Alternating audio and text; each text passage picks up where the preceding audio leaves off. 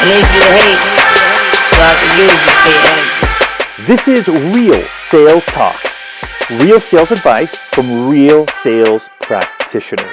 Giving you tips on how to dominate your sales quota are your co-hosts Sean Mitchell and Phil Keene.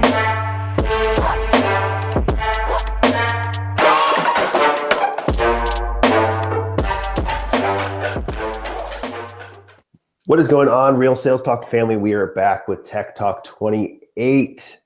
Sean, what is going on, man? How are things? Hey, man. Doing great. Doing really good. Excited for a great week, and looking forward to reporting some really great things on a conference that I will be heading to, but by the time our listeners listen to it, it'll likely be after the fact. So excited about reporting back what's going on with the Outbound conference. Sorry, my wife just left me a voicemail when my phone died. But Outbound conference, going to be really, really cool. It's being headed up by Jeb Blunt, Mike Weinberg, Mark Hunter, and Anthony Iannarino. So many of you know them. Many of you have read their books, and looking forward to telling the story and the journey while I'm in Atlanta for Outbound conference. And anybody listening to this, I am probably actually in Chicago right now while this airs. Come hit me up. If you're in Chicago area, just hit me up. Let's try to connect. I'm at the AISP Leadership Summit. Let me know. I can help you guys get in, discount rate, all that kind of stuff. It is Phil at realsalestalk.live. So Sean, what do you got for us today? I'm going to do a podcast, been on a podcast kick here for Tech Talk, except I'm going to go a different route and talk about a non-sales podcast called The Tim Ferris Show.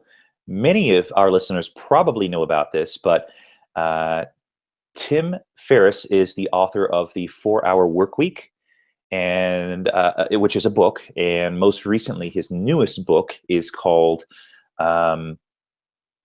something Titans. Just slips my mind. If it comes to you, Phil, go ahead and jump in, but it'll probably come to me in just a moment. But Tim's podcast is all about deconstructing top performers, world-class top performers. And the reason why I think our Real Sales Talk listeners should take a look at this one is, well, it's great content, really interesting, as Tim interviews some of the best and well-known. For example, Arnold Schwarzenegger. He's done a couple of episodes with him. I believe he's interviewed Gary Vaynerchuk. And what was the one that I most recently listened to? It was the Tim Ferriss Radio Hour, where he kind of talks. He does kind of a conglomeration of interviews from various people in the past, and he talks about people's nutrition habits, their sleeping habits, and so on. So one of the people that I thought was really interesting was he talked to Tony Robbins about what his morning routine is. So yep. this was a really, really insightful one. Just kind of a side note. One of the interesting things I learned is that Tony Robbins does this. What does he call it? He dumps himself, his entire body into into freezing cold water to jumpstart his body. Yeah. So take a look at that one. It looks like it was published on April 6th. Really insightful. Anyway, so the reason why I think our listenership should take a look at this is because Tim does a really great job at asking questions. And if you're in sales, this is a fundamental part of understanding someone's needs, challenges, problems, so that you can help them. And so if you can ask really good questions, insightful questions, and dig 1, 2, 3, 4, 5 layers deep, you're going to get valuable insights so that you can determine if your product or service can serve them, but also so that you can align your product or service with their challenges. So Tim Ferris Show, the Tim Ferris Show, take a look at it. He is a great interviewer, and something to definitely glean from if you're in sales and looking to get better at asking pointed, insightful questions. So the book you're talking about is Tools of the Titans. There we go. Thank you.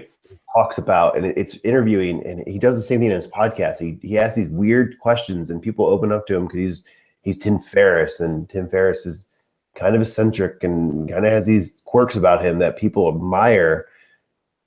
And they're almost, there's a lot of the guests sometimes are more curious about learning from Tim Ferris than they are about him learning from it's a good dialogue. It's conversational. It's a great podcast just to learn or pick up tips and tricks.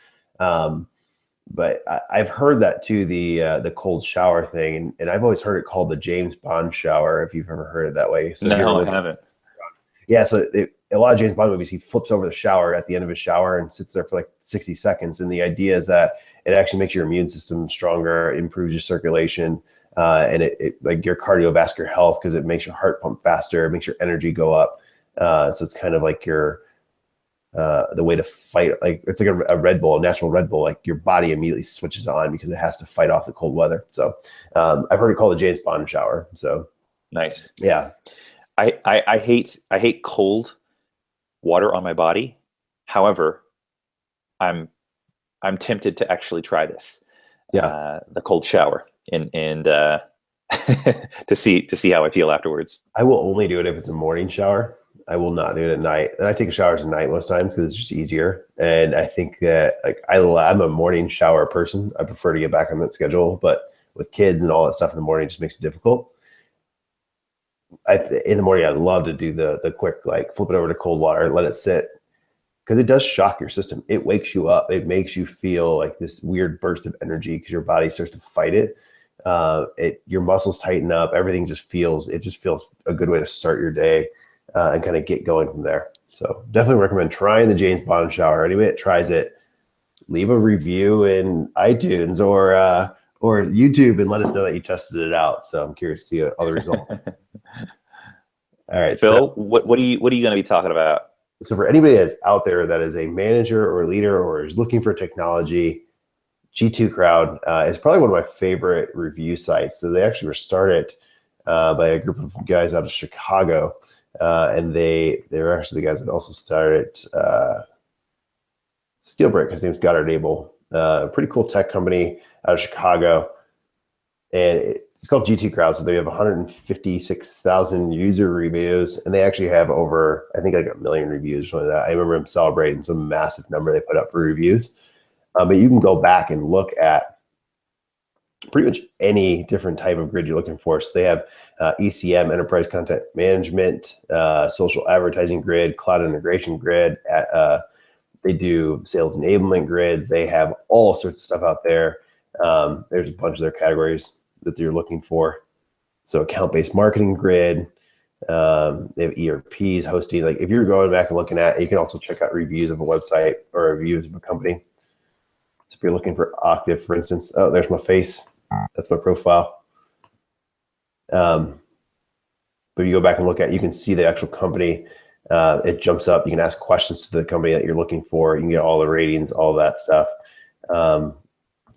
Validate reviews is actually really cool. So whenever you do a review, so like Jamie here, who reviewed Octave, she's a validated user. They ask for screenshots of them using the software so they can validate you actually have used the software. That's cool.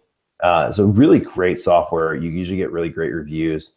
You can segment it out by companies that are like yours. If you want to do large companies, small companies, etc. If you have a certain industry that you're in, all of that. It's a really great way to break things down to find the right type of software. They also do comparisons that are really good. So you can go and say, well, I want to see Octave versus XYZ competitor. I want to go see, I'm looking at DataFox, talked about them in the last Tech Talk. I want to see DataFox versus XYZ competitor. And any of those software that you're starting to evaluate, it's a great place to start. And for anybody that's out there in sales, go to G2 Crowd. If your software is not on there already, and go put your software on there and get some reviews. Because I think it's the best way to go validate things. Very rarely do people purchase anything today without doing some kind of research to figure out where to start. There's just too much technology out there to not have at least guidance into where to go first. So GT Crowd, and it is awesome. I know the team over there, they're really great, and they produce a really great product. So I'm a big fan of what they're putting together.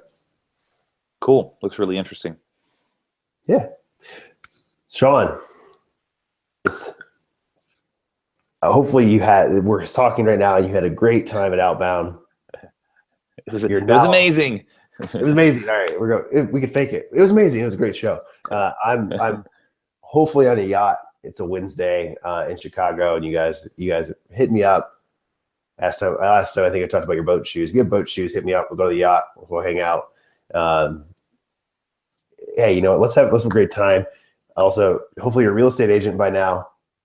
We're talking to the future, Sean. Yeah. You probably are. I know you will. I got faith in you.